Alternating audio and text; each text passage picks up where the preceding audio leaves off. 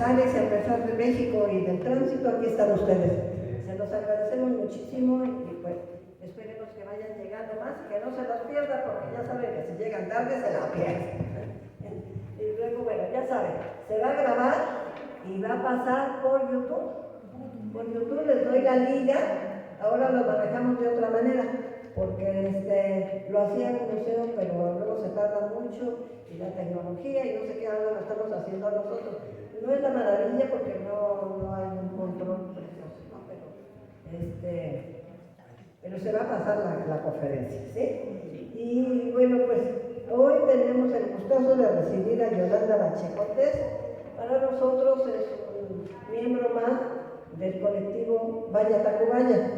Y algunos que han estado con nosotros, pues ya la conocen, la conocemos desde antes, ¿verdad? Ya tenemos una muy buena amistad, pero van a ver que les va a gustar mucho su trabajo. Ella es muy, muy dedicada. Su trabajo es de verdad de mucha calidad.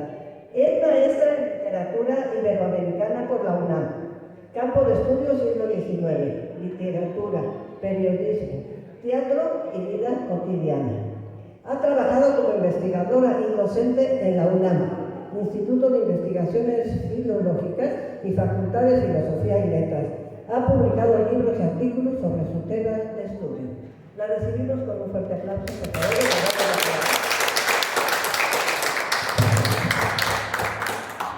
Pues yo les agradezco más que nada que hayan librado, ¿verdad?, todos los contratiempos a los que estamos habituados, pero todavía no tenemos la pericia para sobrevivir a ellos.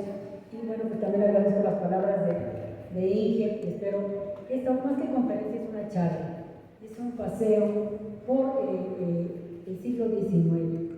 Yo los invito a que en este paseo que vamos a dar, este recorrido que vamos a dar por los cementerios del siglo XIX, de ciertos cementerios de los que vamos a hablar, pues que hagan como abran un espacio, escuchemos lo que pasa, ¿verdad?, en el siglo XIX, pero también espiemos un poquito lo que pasa en este momento.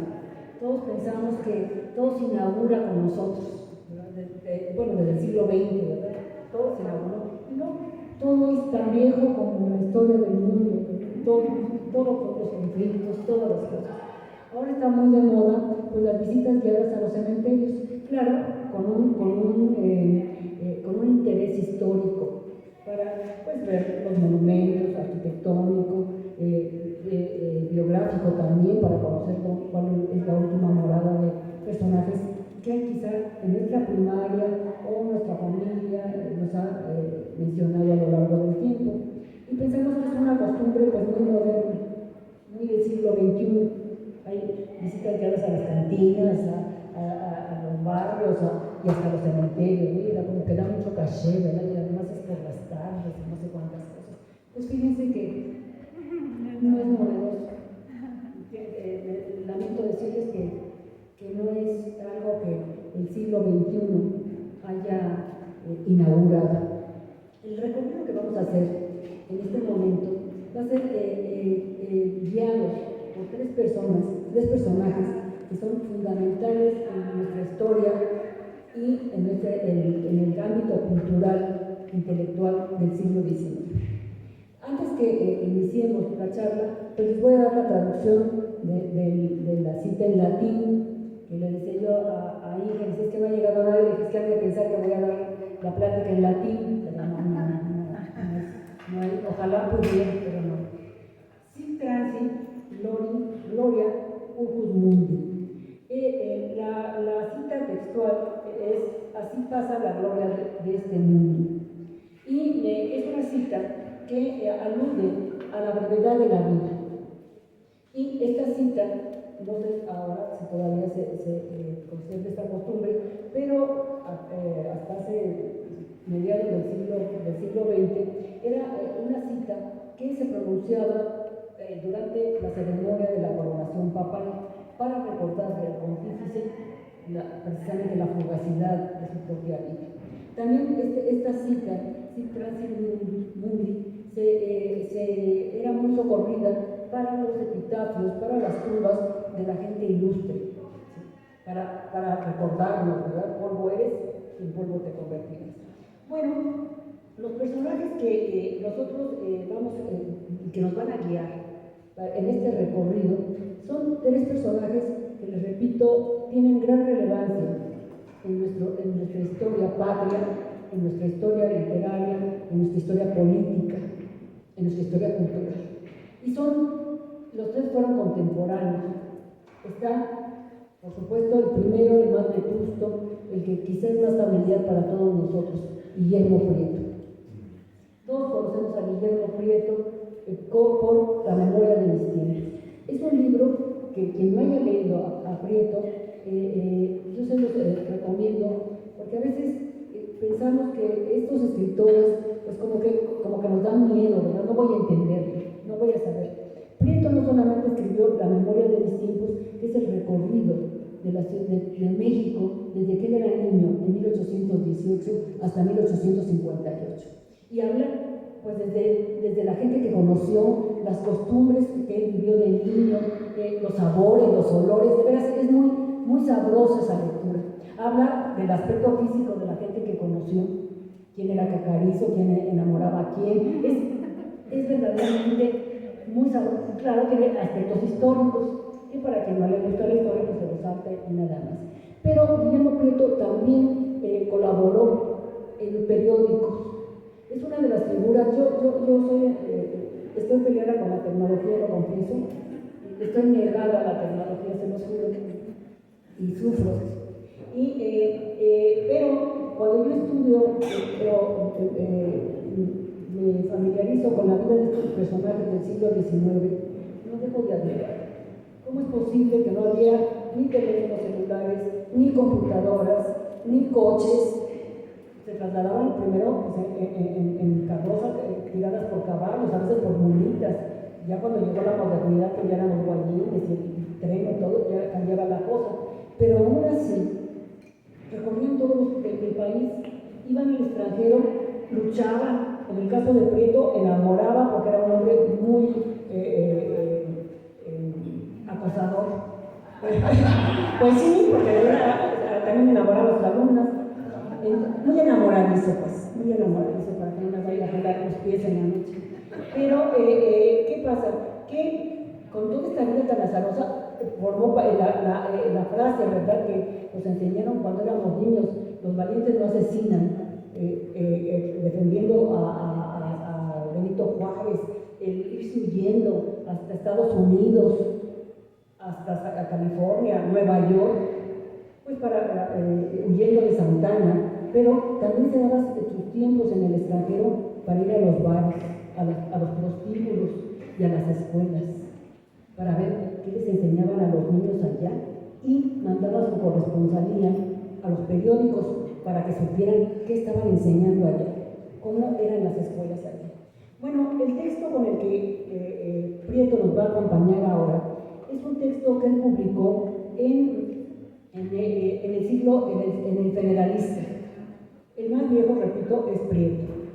Sigue en la antigüedad Antonio García Cubas, un geógrafo, topógrafo, que escribe también un libro del cual vamos a compartir un fragmento de el libro de mis recuerdos. Él, antes que Prieto, también tiene ese afán de escribir, de plasmar, de conservar para el futuro todo el pasado. Claro, desde otro punto de vista, él es un cartógrafo, es científico. Y mientras en Prieto hay esta espontaneidad que nos habla en las memorias de mis tiempos, de cómo eran las personas, los retratos vivos, en García Cubas, por razones obvias, pues es más alejado. Pero la ciudad está ahí, y en esa ciudad están los cementerios. Y el más joven, que será el que inicia estos recorridos, y ahorita les digo por qué, será Ignacio Manuel Altamirano. Una figura a la cual no le voy a referir ante todos, pero creo que una de ellas es Ignacio Manuel Altamirano. Ignacio Manuel Altamirano, entre múltiples facetas, también tomó parte en la lucha política para consolidar un México independiente. Además, un dato muy importante: Altamirano conoció personalmente a Maximiliano. la víspera de su fusilamiento. Uno de los aspectos que a mí me subyuga de Altamirano, de todos ellos, pero en especial de Altamirano, es que con sus saberes de guerra, él funda un periódico en 1869 que se llama El Renacimiento. Nosotros conocemos a Altamirano o crecimos, ¿verdad?, con la enseñanza de que Altamirano escribió una novela, Clemencia, o La Navidad de las Montañas. Clemencia vio la luz precisamente por entregas en este periódico que él funda y aparecía por entregas. Pero no solamente escribió la novela. Altamirano tenía una columna que se llamaba Crónica de la Semana y daba cuenta de lo que había sucedido en la semana, desde los bailes más lujosos, y daba pormenores. Yo recuerdo uno en Tacubaya, donde dice que la gente decente se fue a dormir temprano y los jóvenes siguieron bailando hasta la madrugada. Para que vean, nada es nuevo, nada inauguramos. Otra fiesta en una casa muy aristocrática de Tacubaya, donde dice que los asistentes dieron prueba de su mala educación, porque en cuanto sirvieron el buffet se abalanzaron y ellos apenas se alcanzaron a comer algo, ¿verdad? O sea, habla de todo eso, pero entre esas crónicas las que retrata y da cuenta de lo que sucede en la semana, está un paseo por los cementerios, un 2 de noviembre. Voy a iniciar este paseo precisamente por el más joven, debería ser en mi distrito, debería haber sido por Prieto, pero el primer texto le voy a dar un orden cronológico. ¿Quién fue el primero de estas tres figuras con las cuales vamos a compartir este paseo? Pues fue Altamirano, fue el primero en escribir una crónica sobre los paseos en los cementerios.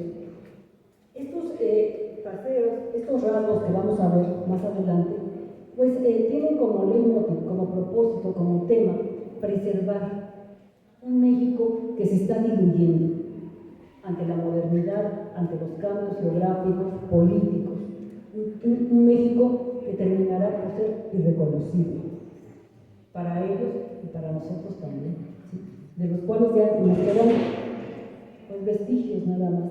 Ellos están avisorando que se está perdiendo todo eso y tratan de comunicarnos, de compartir con nosotros no solamente los aspectos físicos, en este caso de los cementerios, sino lo más importante, el comportamiento de las gentes en ese duro trance, cuando hay una pérdida, cuando hay un dolor.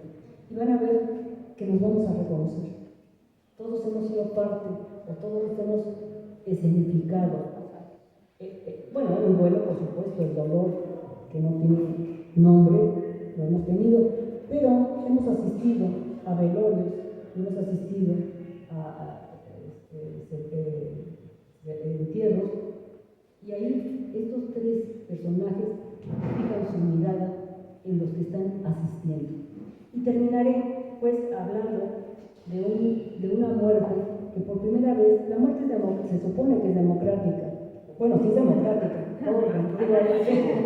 es casi lo único democrático que existe en la vida es la muerte. Pero los ritos, lo que antecede o lo que acompaña a todo ese trance, pues no es tan democrático. Y muestra pues lo más vil, en cierta manera, lo más crudo de la naturaleza, no lo más vil, porque al final somos seres humanos con matices, salvo los grandes villanos o los santos, ¿verdad? Son excepciones, que son muy pocos, afortunadamente, de los dos bandos. Pero la mayoría de nosotros pues, tenemos matices, ¿verdad? Podemos ser terriblemente malos y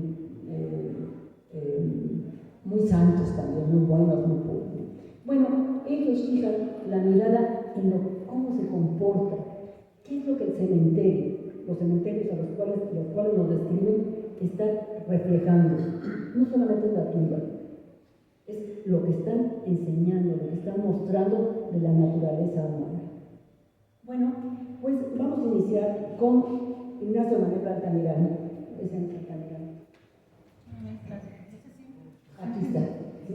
Ignacio, digo, viene grande, no crean que por privilegios, no, así salió la foto, ese consentido, sí, no, para nada.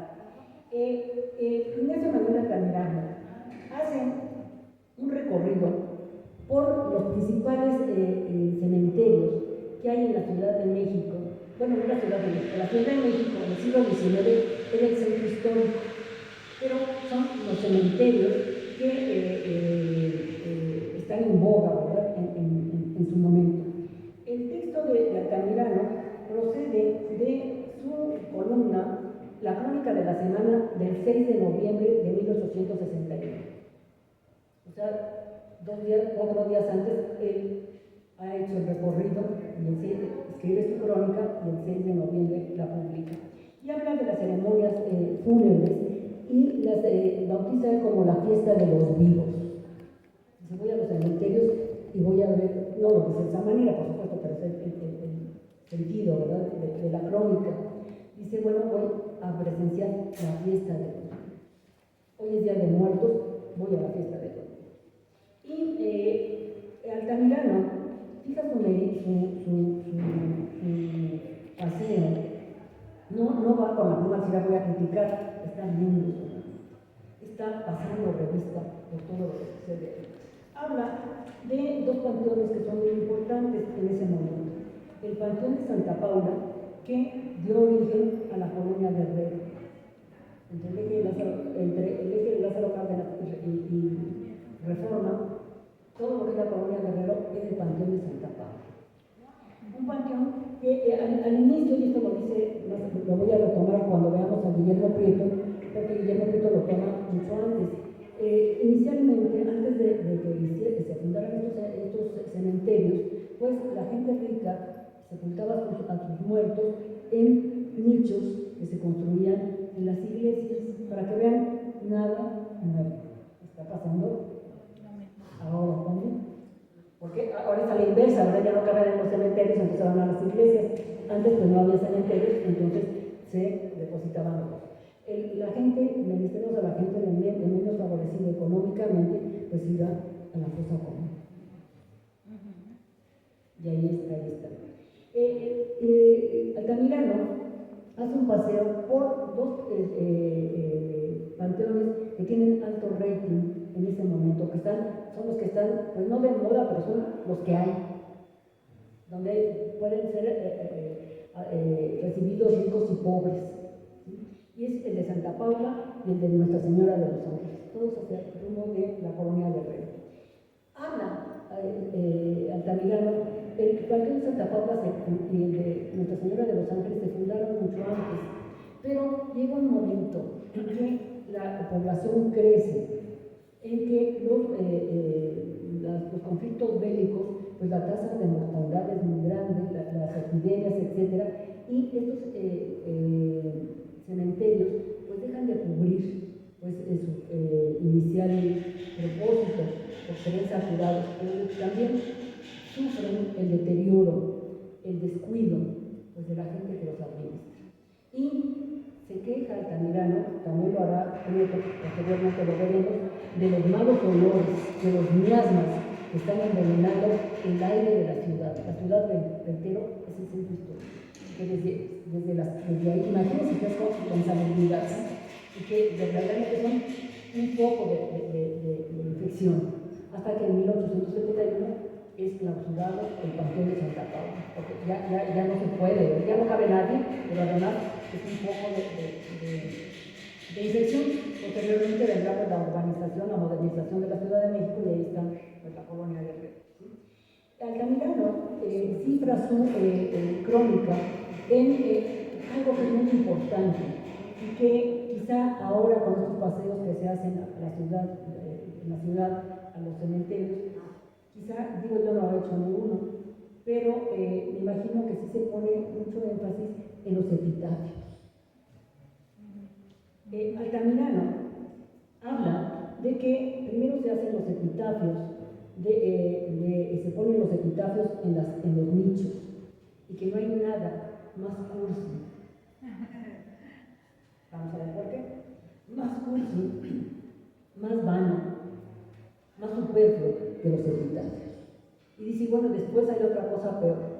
Se les ocurrió, dice, a alguien ya no poner no solamente el epitafio, sino el retrato de medio cuerpo del difunto. Recordemos, esto también uno va a ceremonias fúnebres y ponen, no, digo, hasta la fecha no sé para qué ponen el retrato, ¿verdad? De la persona, ¿no? Digo, para que sepan que fue esta, no fue otra, ¿sí? No sé. No, digo, hay que dar alguna razón. Yo en lo personal, por favor, no me pongan nada. Y habla de estas costumbres, de los epitafios, que él considera que son, pues, dice, un florilegio de cursilerías, de hipocresía. Vamos a ver por qué. Habla, dice que el cementerio, otro de los cementerios que recorre Altamirano, es el de San Fernando, que en ese momento está de moda. Dice, bueno, ahí todo el mundo quiere ser enterrado, como que si eso fuera un privilegio. La gente, ahí están los muertos ilustres. Y vamos a ver las diferencias que hay en este cementerio de San Fernando. Habla también de dos cementerios.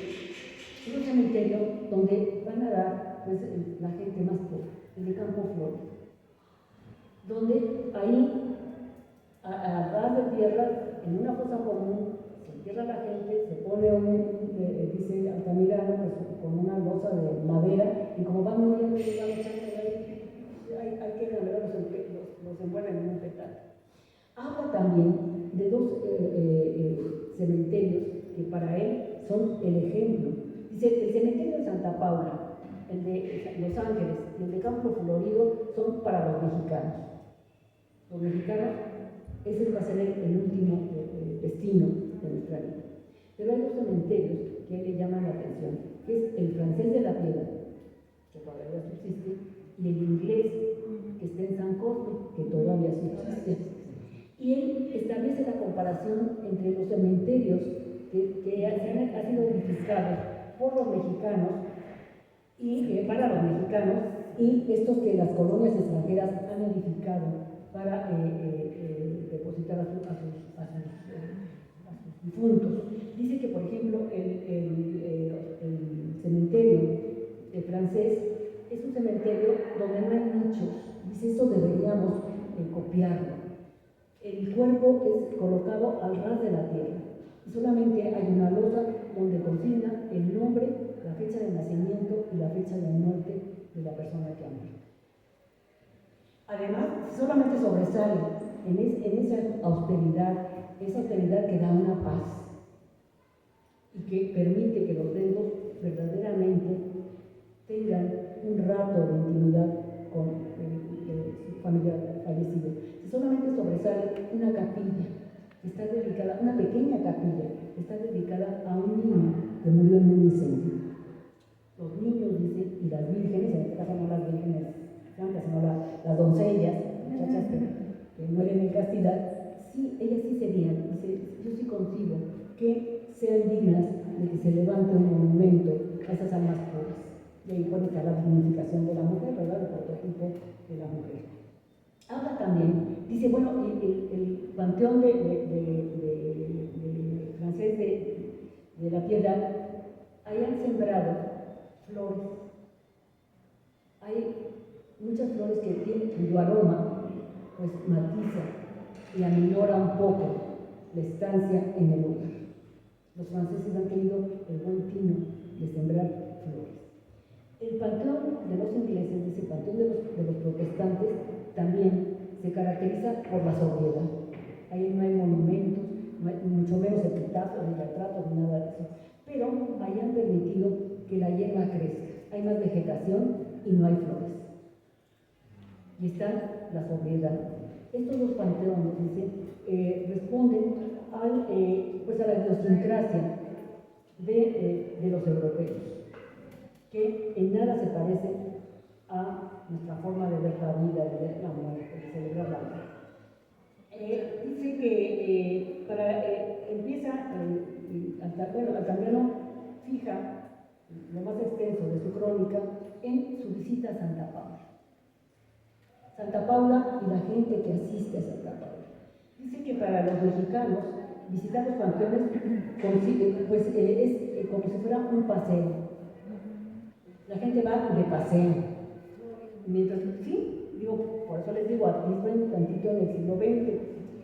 Hay una crítica social de las costumbres, ¿verdad?, de la gente que asiste a los panteones y que son vigentes todavía. Por ejemplo, Altamirano nos describe el atuendo, que era el atuendo oficial de la gente que asistía a los cementerios. Pues dice, verdaderamente, y voy a tomar una cita de él, verdaderamente, la fiesta de los muertos, que no tiene de lúgubre nada más que el color de los vestidos y el tañido fastidioso de las campanas, es una de las grandes mentiras de la hipocresía social, una comedia de plañideras. ¿Por qué? Porque son muy pocos, dicen, los que realmente están experimentando. Lo primero que piensa una mujer decente, una mujer de la que está hablando, de las clases altas, por supuesto, una mujer decente es en comprarse un vestido negro. No va a ir como sea, el vestido, el sombrero, todo de acuerdo a la ocasión. Las llantos, ¿verdad? Dice, el panteón abre sus puertas a las 10 de la mañana, pero la verdadera fiesta concluye a las 6 de la tarde. Dice, la verdadera fiesta empieza a las 6 de la tarde, porque afuera del panteón hay puestos de fritangas, puestos donde se expide el pulque, y la gente entra, come, bebe, o se queda bebiendo, ¿verdad? Y a las 6 de la tarde, que el panteón se supone que ya está solo, pues viene una tumba, dice, que va a desmantelar las ofrendas que se dejaron, a destruir, a robarse lo que se puede. Y dentro del panteón se llevan a cabo riñas, pleitos entre ellos, ¿verdad? Y todo lo que el licor puede propiciar en los seres humanos. Dice Altamirano que Santa Paula es el panteón del pueblo. Sí, hay gente rica, pero la mayoría pues no tiene eso. Les voy a leer, voy a compartir con ustedes una parte de esta crónica de la semana donde él está criticando los epitafios. Le dedica varios párrafos hablando de lo que implica escribir un epitafio. Es que nada más basta con que alguien se muere para que sea bueno.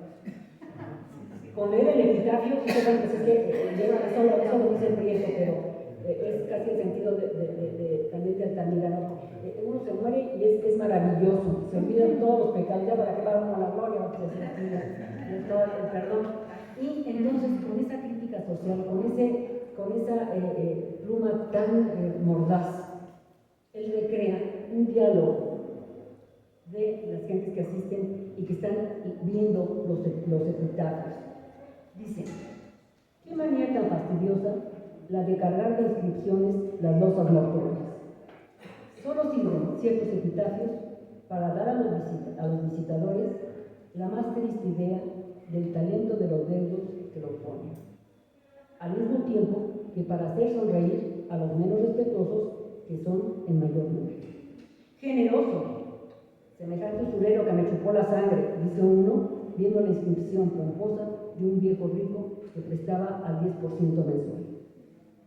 Fiel esposa esa, aún se cuentan las anécdotas galantes con que embelleció su vida. Me está leyendo lo que dice. Buen padre, y lo primero que enseñó a su hijo fue a echar albures. Modelo de amigos, ya lo creo, como que denunciaba a la policía todo lo que escuchaba en las casas de los que le llamaban hermano. Soldado valiente, corrió toda su vida, que voló al seno de Dios, ese pícaro, si hay infierno, en él debe estar, de seguro. Su inconsolable esposa le consagra a este monumento y a los 3 meses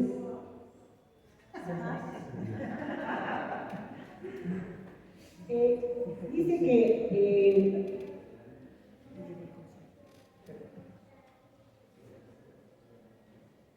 dice Altamirano que sigue con su paseo y dice que el cementerio de Los Ángeles, que también es para el pueblo, que también se caracteriza por desarrollo, por el desaseo, por el descuido, pues está son ante todo la prueba de la vanidad, de la hipocresía. Pero a él le llama la atención un epitafio.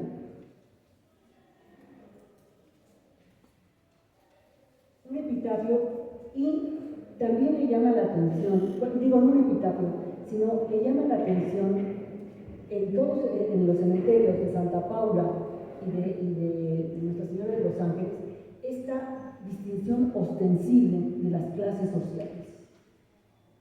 La muerte es democrática, pero los ritos no. Dice, esto es ostensible y es grosero. Y como prueba de ello, dice, hay un nicho colocado en el cementerio de Nuestra Señora de los Ángeles. Dice, uno de los nichos, colocado a la mayor altura, o sea, no era cualquiera, ahí también está vistiendo la clase social, y perteneciente a un personaje aristocrático, muerto en el extranjero. De ese nicho bajaban dos listones negros, cuyos extremos se entrelazaban a dos cirios puestos en el cielo. En los listones, estos listones no tenían más objeto que de indicar al público que los cirios de aquellos pertenecían al sepulcro de arriba y no a ninguno de los más humildes de abajo. ¡Cuál vanidad y qué mal gusto! ¿Por qué los ricos traen hasta la tumba de los suyos estas pretensiones mezquinas de su posición? O sea, hay en todo, ¿verdad? En todo se fijan, o sea, hay que establecer quiénes son los que están enterrados, ¿sí? Y qué es lo que me pertenece, qué es lo mío, ¿verdad? Más que nada, para que no me vayan a confundir con la plebe. Dice Altamirano que sigue su recorrido y va hasta San Fernando, hasta el panteón en el que toda la gente importante deseaba ser sepultada. Bueno, ahí está Juárez, pero San Antonio, Altamirano, él fija su mirada en este panteón que está de moda, habla de la aristocracia. El ir al panteón de San Fernando es una lección de historia. Para los paseos que se hacen a San Fernando, es toda una lección de historia, pero él hace hincapié en algo muy importante y muy, que a mí me parece muy acertado. Yo fui al panteón de San Fernando. A mí me gusta mucho caminar, y yo no sé por qué, a los 18 años un día me fui a meter al panteón. Digo, ahorita no lo haría, como a las 6 de la tarde al panteón de San Fernando a ver qué había, y ahí me pasé y todas las cosas que... Digo, no como la lista de Altamirano, el talento de él, pero sí lo recuerdo. Y ahora que, cuando leí su crónica por primera vez, su crónica de la semana, yo no me percaté de eso. Quizá la próxima vez que vaya, pues lo veré con más entretenimiento. Dice, es que ahí sí existe una recible democracia. Ahí está sepultado Benito Juárez, pero también está Miramón y Mejía. Y están ahí, creo que son vecinos. Pero ya no está. ¿Ya no? Ya no, ya está. ¿Ya dónde los mandaron? Digo, bueno, ya si se quedó ahí, déjenlo descansar. Digo, ya me refiero que Puebla o México, ya, por favor. Bueno, dice, él está hablando en este momento, ¿no? Dice, está Lerdo de Tejada, está Ocampo.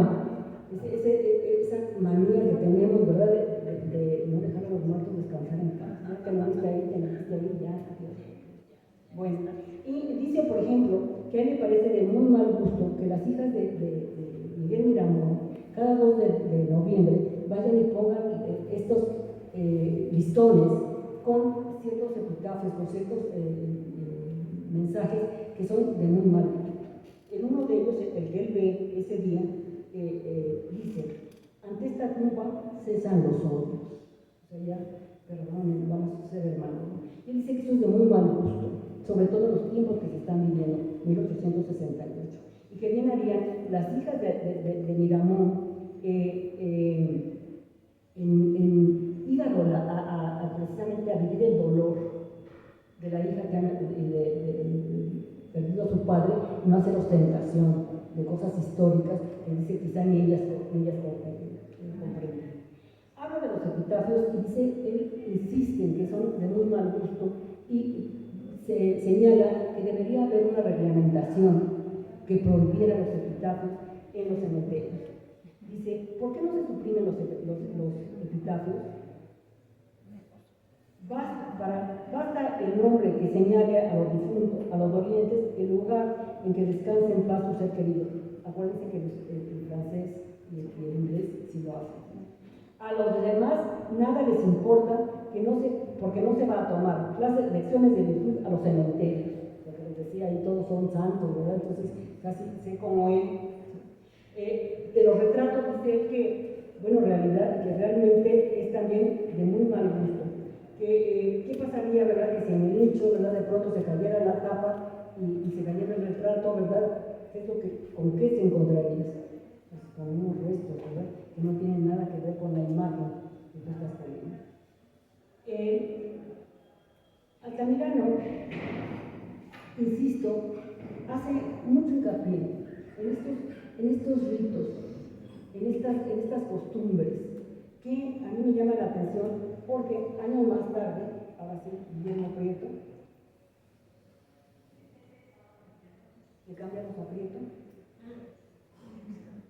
No. De verdad no sé por qué salió chiquito, a veces se puede ampliar. No, tampoco. El tercero. El del...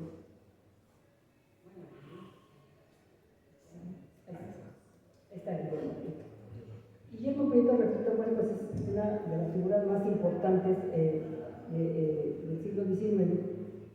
Y el texto que voy a compartir con ustedes es un texto que él publicó en 1878. O sea, Altamirano, casi 10 años después del de Altamirano, pero siguen manteniendo la misma opinión sobre los cementerios, hacen el mismo recorrido y la misma crítica social. Apareció en el siglo XIX, el periódico se llamaba El Siglo XIX, el 28 de octubre, dentro de una semana se festeja la factura de este texto. ¿Sí? El texto de Prieto pues, empieza con los recuerdos del niño, cuando él es niño y asiste a estas ceremonias fúnebres. En esa época, cuando él es niño, todavía no hay cementerios y se acostumbra, decía Prieto, pues velar al difunto en la casa y después trasladarlo al nicho de la gente. Estoy hablando de la gente que tenía recursos económicos, de trasladarlo a los recintos, a los nichos que se habían preparado en las iglesias, en los templos. Inclusive hay templos aquí en la Ciudad de México, no me acuerdo cuál, pero en el suelo allí aparece, ¿verdad? Aquí se está sepultado y uno va pisando al muerto, dice, ay Dios mío, traigo la escoba y vuelo, mejor no lastimarlos, ¿verdad? Y dice que era una costumbre, pues, la que imperaba era esta, ¿verdad? Depositar a los difuntos de cierta clase social en los nichos.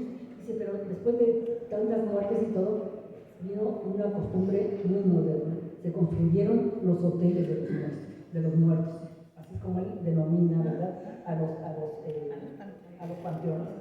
Habla Prieto de los ritos que se llevan a cabo dentro del hogar. Les digo que con Prieto es atisbar, conocer, meterse a la casa, ¿verdad? Oír lo que dicen, qué comen, cómo se comportan. Es una lectura muy enriquecedora.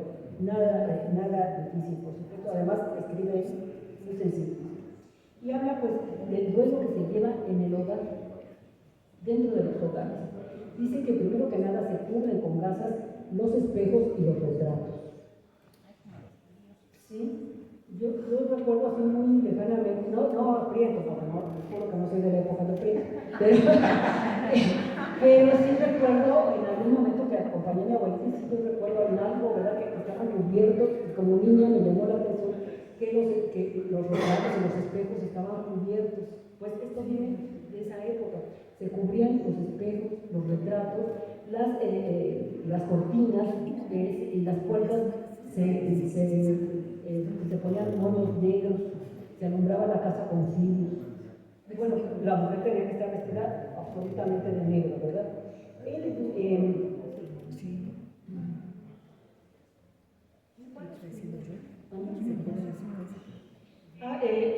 también este recorrido por San Fernando, Santa Paula y los demás panteones. Habla de la fosa común, de las fosas comunes, y ahí se detiene un poco más que Ignacio Manuel Altamira. Dice que los cementerios, que si bien ya es una costumbre nueva, pues no es más que hay un asardinamiento, así dice, de cuervos. Hay tantos muertos ya en Santa Paula y Los Ángeles, que es un asardinamiento, que son las casas de vecindad de la muerte. Esa es una casa de la vecindad. Habla Prieto de la gastronomía, de lo que se come en esos días de guardar, en esas ceremonias que son alusivas al luego. Dice que en los hogares, pues, repito, las ventanas se cierran, se iluminan con cirios, etc. ¿Verdad? Él habla de esta fosa común y dice que es un empaque de cadáveres, que él puede denominarlo como tumba, que es un empaque, donde tiran a toda la gente. Hay una crítica social donde él dice que en estas ceremonias pues se dan las dos caras de la moneda: el dolor de los deudos, el dolor sincero, verdadero de los deudos, y el gozo de la gente que va pues como un rito social. Y voy a compartir con ustedes un fragmento de este texto de Guillermo Prieto. Esta es, pues están dando el pésame en la casa a una mujer que acaba de perder a su marido. Y dice: cuéntase de un compadre oficioso y por demás tierno, con una comadrita hermosa y rica, con quien en las circunstancias solemnes me refiero, empeñó el siguiente tiempo. ¿Quién me acompañará en mi dolor? Decía la vida. ¿A quién me tiene usted, comadrita? ¿Quién mirará por mí? ¿Quién me servirá de abrigo? Por eso no hay que apurarse. Aquí estoy yo, comadrita. ¿Quién me sacará a paseo? Sazonará mi camisa, mi comida. ¿Me servirá de amparo si tengo miedo? De eso ni qué hablar, comadre. Aquí estoy yo.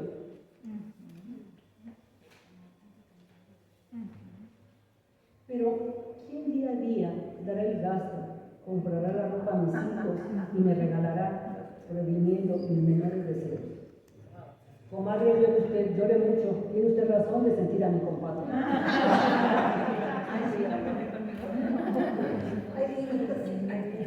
Está hablando, es una crítica social a una clase social también elevada, la hipocresía. Sí, pues está llorando, pero ya está queriendo se lo olvida, y el otro, pues, de que es rica y pues también hay. Busca financiamiento. Busca financiamiento. Pues sí, pero el otro no es tonto. Dice que Prieto, que los manjares que se acostumbra, que es obligatorio comer en esos días, cuando se hace el pan de muerte. Y habla de los dulces. Dice que la gente rica pues come el mole de guacamole. Esa es la gente rica. La gente pobre pues va a un caldo que da ahí la receta, ¿verdad? Habla de las ofrendas. Y dice que habla también Prieto, que extiende más su recorrido a dos panteones, y recuerda también el de la Piedad, que también coincide en todas las apreciaciones que tenía Altamirano, que ya compartí con ustedes.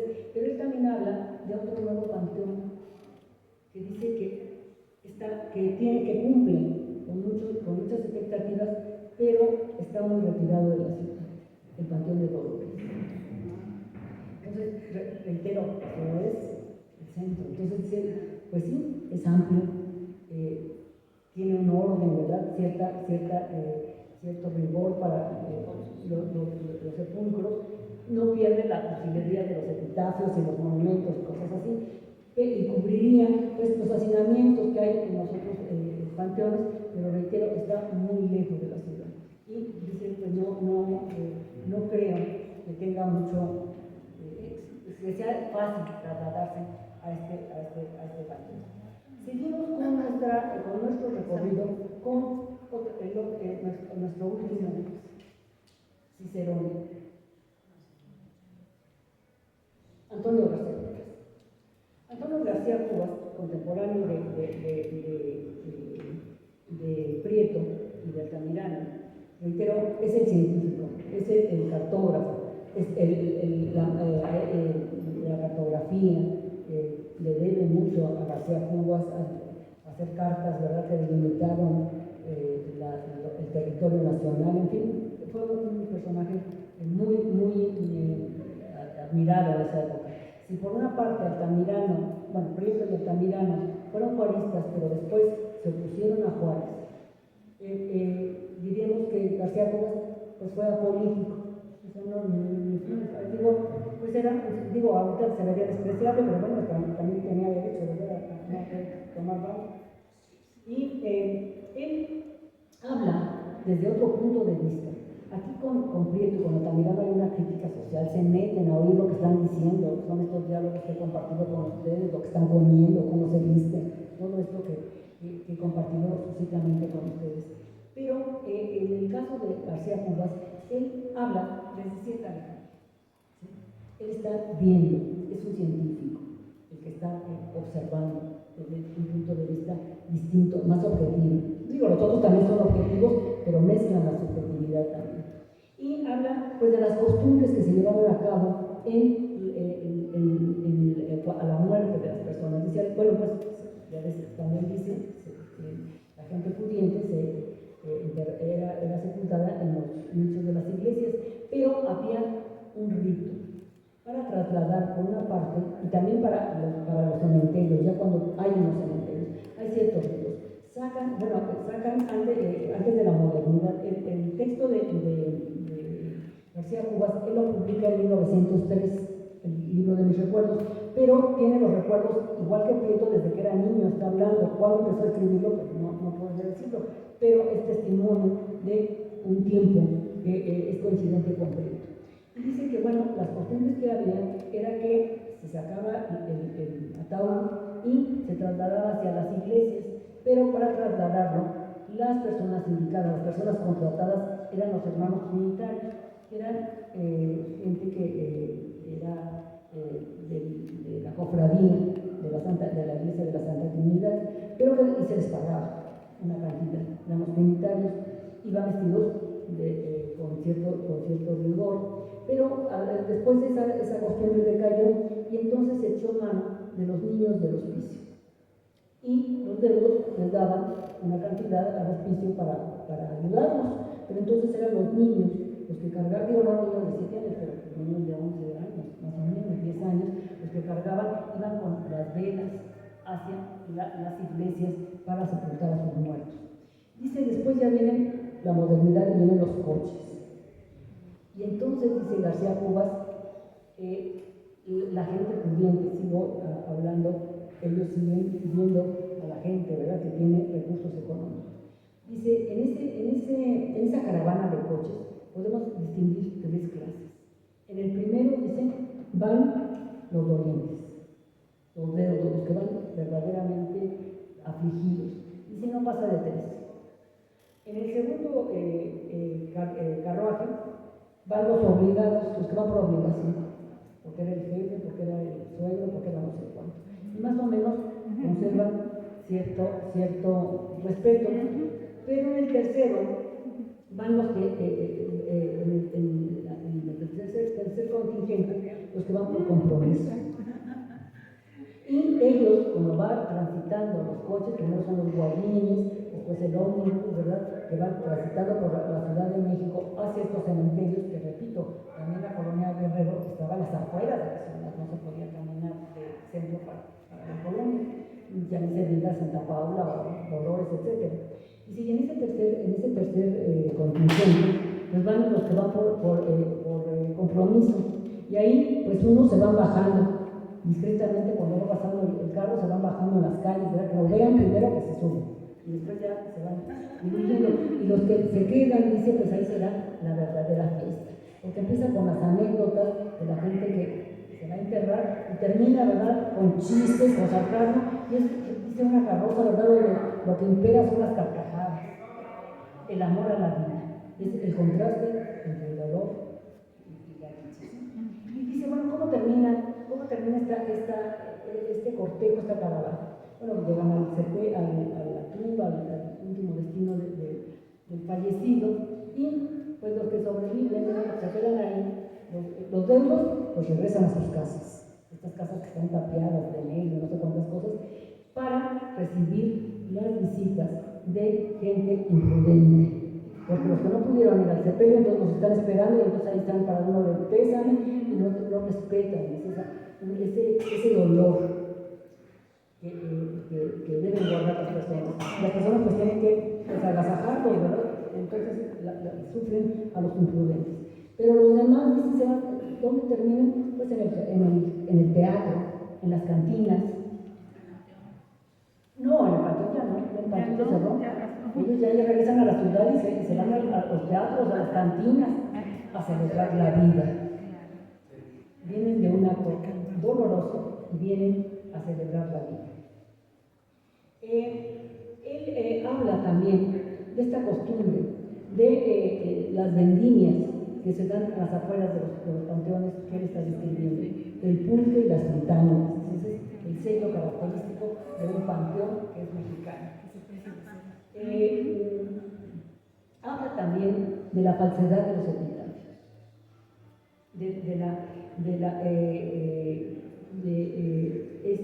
este aspecto hipócrita de los epitafios. Él, como científico, como gente, como geógrafo, pues nos da la extensión del panteón de Santa Paula. Eran 3.800 metros cuadrados, 37.800 metros cuadrados y albergaban 1.200 nichos. Vean la magnitud del panteón. Sí. Dice que el panteón en el panteón de Santa Paula, una cosa que es ostensible es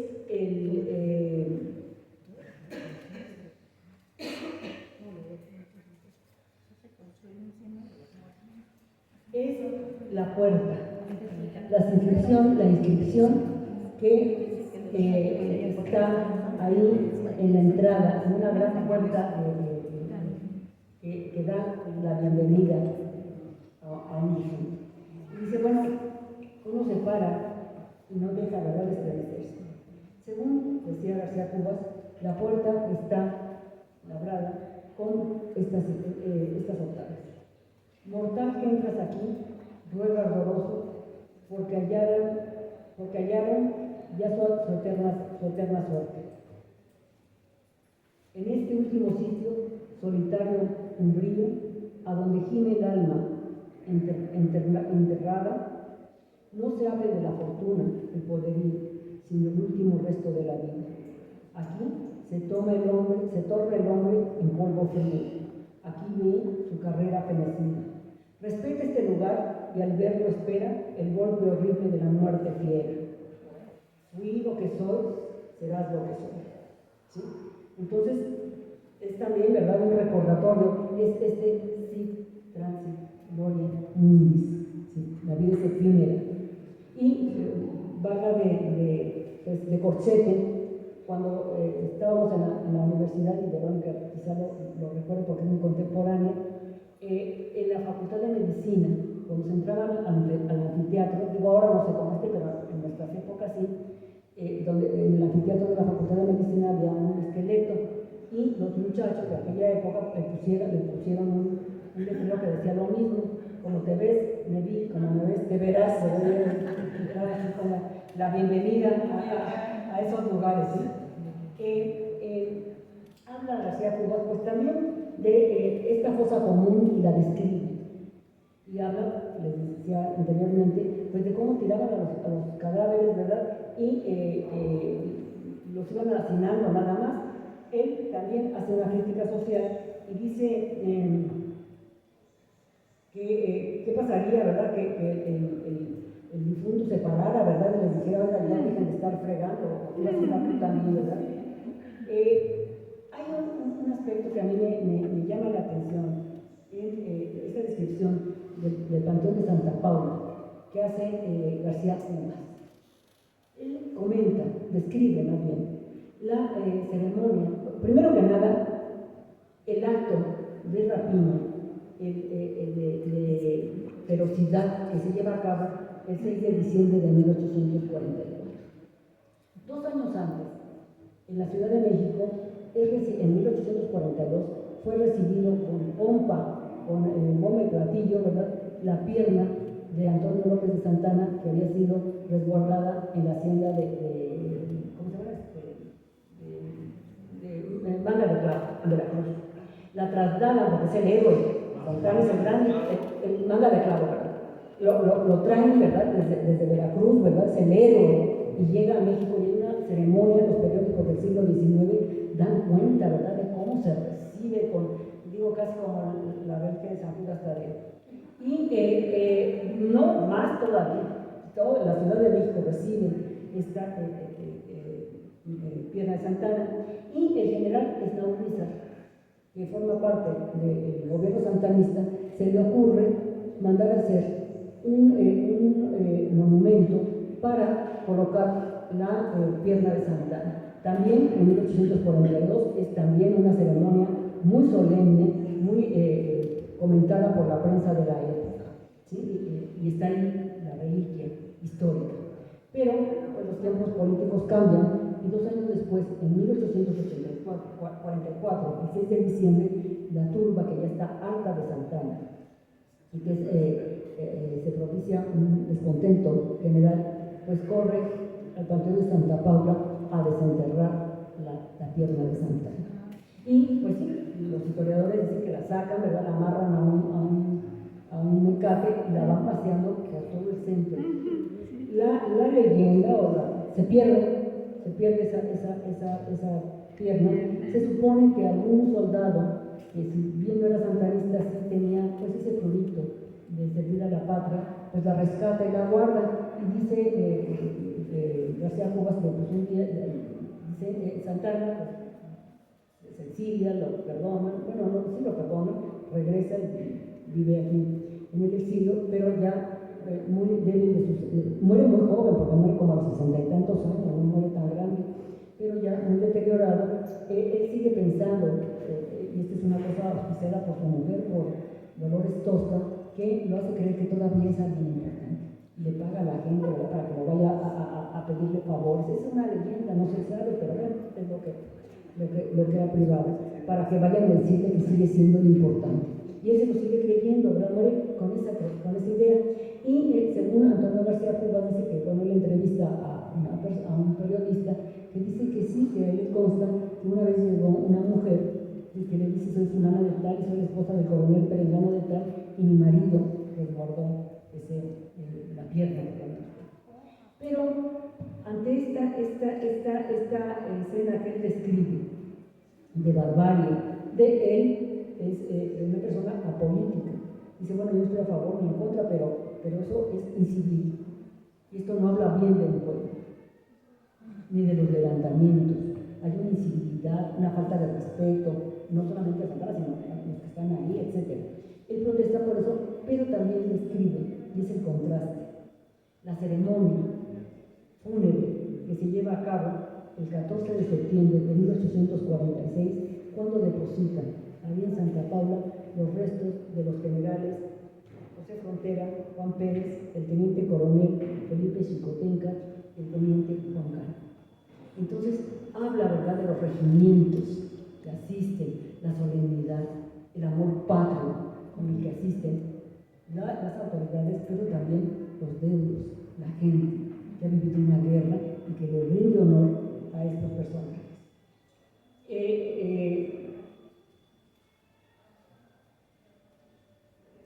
García Cubas, reitero, da esta visión que es coincidente con la que nos dieron Altamirano.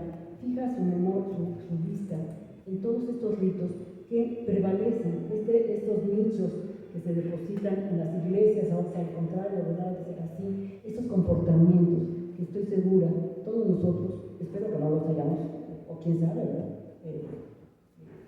hecho, pero sí hemos contemplado, hemos tenido cercanía, ¿verdad? Cómo a veces los velorios se convierten pues, en una fiesta. Y el mundo está ahí nada más, ¿verdad? Y hasta los dedos están pasándola muy bien, o los pleitos en familia, que en vez de esperar a que ya esté descansando en paz, en ese momento cumbre, ¿verdad? Para pelearse, para salir mi defensa, le hizo, le tornó y no sé cuántas cosas. Y al final van a descansar, y es también la doliente esposa, los hijos que lo amaban, etc. Todo es coincidente, les digo, no hemos cambiado. Y forma parte, no es ni bueno ni malo, forma parte de la naturaleza humana. ¿Sí? Todos lo hemos pasado. Yo quiero terminar esta plática con algo, un hecho luctuoso que, por una parte, es la otra cara de estos momentos tan terribles por los que atraviesa el ser humano. El 2 de enero de 1871 fallece Margarita Maza de Juárez. Juárez fue un hombre en ese sentido muy discreto. Se acostumbraba, y esto nos habla Altamirano, nos habla García Cubas y Prieto, se acostumbraba a poner esquelas en los periódicos, y todavía a mí me tocó ver las esquelas en los periódicos, y se paga, creo que todavía se paga, son muy caras, y además se mandaban cartas, ¿verdad? Como unos sobrecitos negros que llegaban y quedaban ahí como en el recordatorio, no sé cuántas cosas. Yo por ahí tengo algunos. Y Juárez se opone a esta cosa. Él quiere vivir su luto personal. Pero sucede que doña Margarita fue reconocida como una mujer buena. Y los enemigos de Juárez, hay un club que se llama el Club Central del Pueblo, que se formó precisamente en contra de la reelección de Juárez y proponiendo la elección de Porfirio Díaz. Y son los enemigos, y en la prensa se están peleando y están en contra. Guillermo Prieto, por divergencias políticas, se ha distanciado de Juárez, Altamirano también, pero Altamirano en este momento no está en México. Hay muchos distanciamientos, muchas separaciones en el ámbito político. Sin embargo, la muerte de Margarita hace que se olviden esos momentos. Y Juárez, que quizá pensaba aquí estar acompañado por nada más de sus simpatizantes, de la gente que quería, ¿no? De pronto ve a un Guillermo Prieto que está enojado con él, dando la oración fúnebre. Una oración en la que Prieto se le quiebra la voz y termina llorando. Y están los miembros del Club Central también llorando a una mujer que fue virtuosa, que fue la compañera, que fue la patriota, que fue la madre abnegada, la esposa y sobre todo la hija de la patria, porque Margarita Maza es una figura que tiene mucha relevancia en la vida política de Juárez. No aconsejándole, mucho menos, pero sí apoyando muchas cosas. Y habla de esta, yo quise compartir con ustedes este texto, porque habla de que no todo es la hipocresía o la fatuidad o la doble moral. Hay muertes de gente que es tan valiosa, que sus cualidades son tan universales que nadie puede dejar de reconocerlas y une. Ahí hice un trabajo y llamé la democracia frente. Por primera vez, digo no por primera vez, pero en una ocasión se unen los adversarios. Y me remontó al Altamirano, les decía, de la revista del Renacimiento. En el Renacimiento es la primera vez, dice Alberto Vázquez, el gran estudioso de la revista, que se unen liberales y conservadores para trabajar. Y están en la mesa de redacción, los enemigos acérrimos no se pueden ver ni en pintura, pero tienen la camiseta puesta. Y el Renacimiento, me voy un poco Altamirano, el Renacimiento fue una revista hecha para quien cree. El destinatario inmediato del Renacimiento eran los jóvenes. Y la gente más ilustre de los dos bandos, conservadores y liberales, estaba escribiendo ahí, en una mesa de redacción. Había una democracia intelectual, había algo, un propósito, independientemente de los credos políticos. Lo mismo sucede cuando muere doña Margarita Maza de Juárez. No importan los credos políticos, importa ni siquiera Juárez, darle el pésame a Juárez, están honrando a Margarita. Y había algunos que decían, pensamos qué es lo que siente, lo que está sintiendo este hombre. Sin embargo, hay una ausencia. Y ante esto, los deudos que asisten al sepelio de Margarita Maza de Juárez lo consignan en los periódicos. El clero, la iglesia, dice Joaquín Villalobos, que debería estar aquí y que se debería desbordar en panegíricos, en epitafios y no sé cuántas cosas, a los que ellos son ateos, ¿verdad? A los que son tan adictos y que además conocen también, nunca da.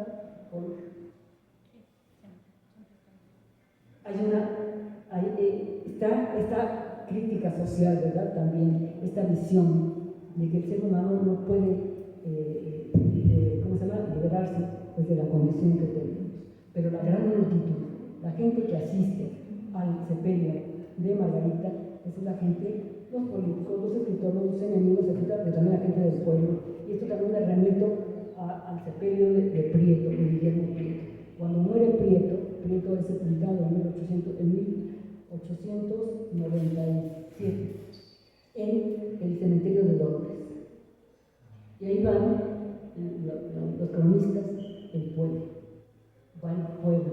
Y ahí no hay coches que sean de los tres tipos de los que habla Antonio García. Ahí él vive en Tacubaya, se le da la noticia de que muere, llega tarde al telégrafo a la Ciudad de México la noticia de que ha muerto, y el presidente, en ese momento, el Porfirio Díaz, con el cual hay un distanciamiento muy abismal entre él y Prieto, Porfirio Díaz ordena que se le dé una ceremonia luctuosa en la Cámara de Diputados, y de ahí, de esa Cámara de Diputados, parte hasta Tacubaya, y en el primer guayín va la familia, y en el tercero va el presidente, Porfirio Díaz. Y los cronistas, yo aquí me extraño, es una crónica muy bonita, pero Porfirio Díaz comentan, los cronistas, que tenía lágrimas en los ojos. Era su enemigo. Yo, en mi trabajo presenté sobre eso, y decía, yo creo que lo que estaba él recordando es cómo habían vivido su juventud, todo lo que habían luchado, ¿verdad?, por una patria, y que por intereses políticos, o por visión, más que intereses políticos, por visión distinta de la política, los distanció a muerte. Pero vivieron a su mente, y eso prevaleció más que las canciones políticas. Entonces son esos dos, Margarita Maza y Guillermo Prieto, pues son esas ceremonias fúnebres que a mí me conmueven y me mueven el tapete, ¿verdad? Porque hablan de esa calidad del difunto, pero también de las gentes que saben reconocer que no todo fue malo o que no todo fue bueno. Bueno, pues esta ha sido pues, la plática, ¿verdad?, con este recorrido, con estos tres ilustres jóvenes, ¿verdad? Bueno, no eran jóvenes, pero tres ilustres personajes, y que pues, nos hablan de lo que fue y de lo que somos.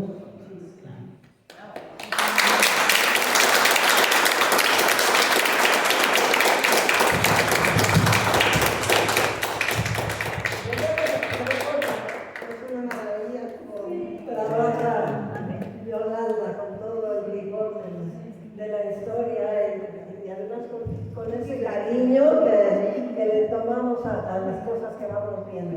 Muchas gracias. ¿Algún comentario?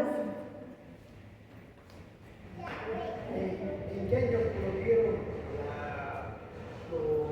a los camposantos con los alimentos? ¿A qué persona? En los años 50 creo que fue el tiempo de Pedro Yuco, que prohibieron que ya en los camposantos se llevaba comida, bebida, pero ¿en qué año fue eso? No, eso sí no existe. Pero sí fue con el regente de Hierro, que vino a dar, en cierta forma, un orden y un desorden, porque también tuvo muchas cosas, pero no tengo la fecha. Sí es en la época de Michuto, como usted dice, pero más pegada a los años 60. Yo no me atrevería a dar. Yo quisiera hacer un comentario. Sí, hablo fuerte. ¿Fue primero? Hablo fuerte. Un comentario. ponentes nos hizo referencia a que los pensásemos en nuestro epitafio para nuestra muerte. Y retomo lo que usted nos acaba de decir, que Pugas decía, ¿para qué? No es absurdo ponerse un epitafio. ¿Qué opina usted? Bueno, pues sí, Yo soy enemiga. definitivamente, y el mío sería nació y murió. Llamó a la UNAM. Sí. Llamó a la UNAM. Sí. ¿Sabe? Lo único que pediría más que un ángel, pues sería, yo no pondría por Dios a María Espíritu porque creía que soy la rectora, pero sí, nació, murió. O bueno, mira, no tampoco porque el morbo se prestaría, no, nada más nació y murió. Muerto. Gracias. Bueno, ni siquiera epitafio, compré un nicho. Y nada más tiene nicho. Gracias.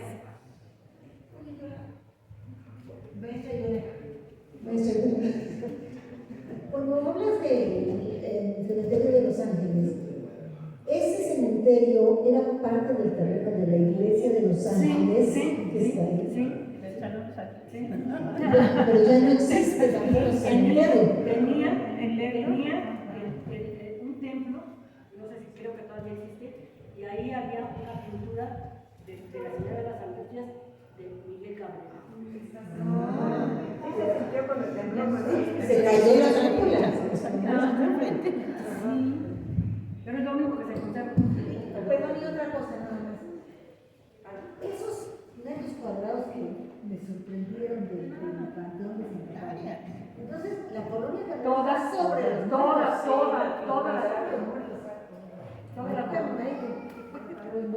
Pero imagínate, esa extensión que no cabía.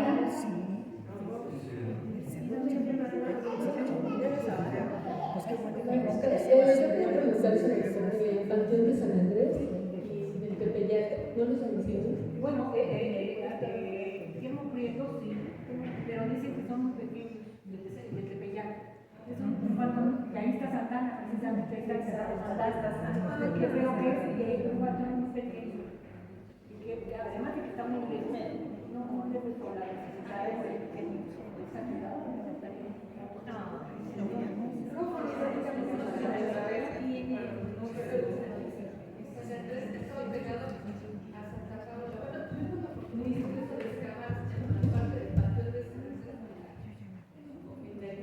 Ajá. Ahorita en la panadería de la Esperanza. Ajá. Y consideramos que fueron a la mejor para los muertos de Sí.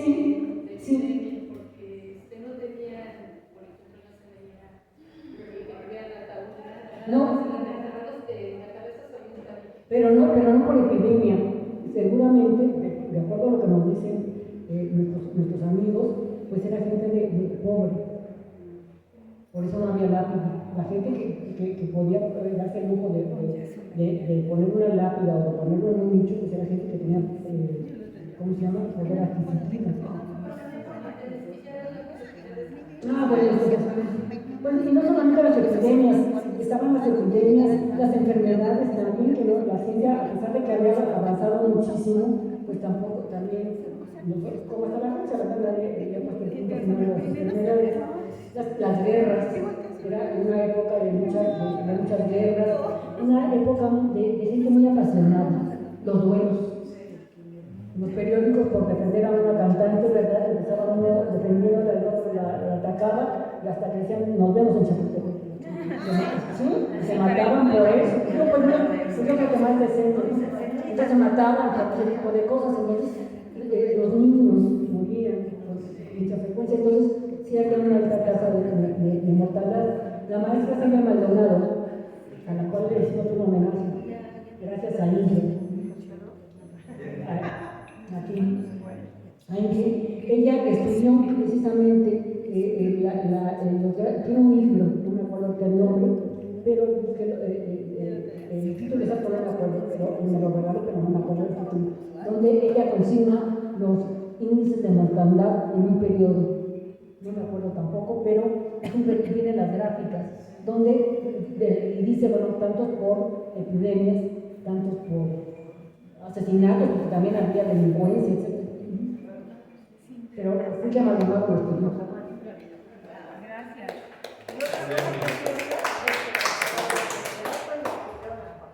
La edad crece, todo eso, pues queda quién sabe cómo, ¿no?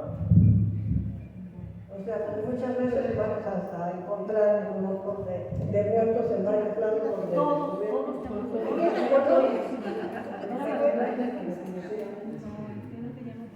¿alguno más? Bueno, pues aparte de darles las gracias y todo eso, pues algo que están muchos parroquiales, ¿no? Se abre ya el próximo año, entonces las invito a que participen. ¿Sí? Hoy en día tengo dos ya puestas, una que es en enero, pero está ahorita abierta la convocatoria. Me encantaría que, a ver si ahora sí me toca, porque siempre está ocupadísimas. Hay rascando la tierra, no sé, esa manía que pero esperemos que sí se animen a darnos una conferencia en este seminario que tiene más de 40 años de vida. Y es de la muerte.